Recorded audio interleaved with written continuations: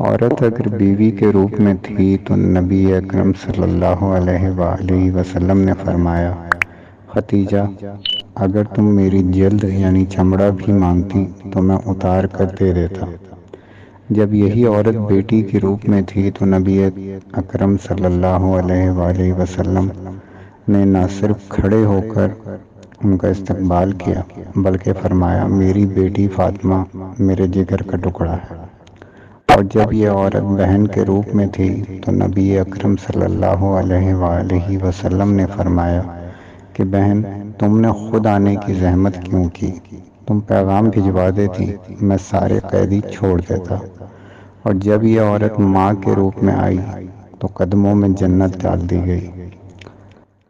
اور حضرت بھری صدا بھی تاریخ نے محفوظ کی۔ فرمایا گیا، اے صحابہ، کاش میری ماں زندہ ہوتی، میں نماز عشاء پڑھا رہا ہوتا، میری ماں ابھی محمد کہہ کر مجھے بلاتی، میں نماز توڑ کر اپنی ماں کی بات سنتا۔ عورت کی تکلیف کا اتنا احساس فرمایا گیا ہے کہ دوران جماعت بچوں کے رونے کی آواز سنتے ہی قرأت مختصر کر دی۔ اے امت محمدیہ کی بیٹیوں، تم بہت عظمت والی ہو، اور یہ عظمت آپ کو دین اسلام نے عطا کی ہے، لہٰذا اپنے گھروں کے ماحول کو دین اسلام کے مطابق ڈھالنے کی کوشش کیجیے۔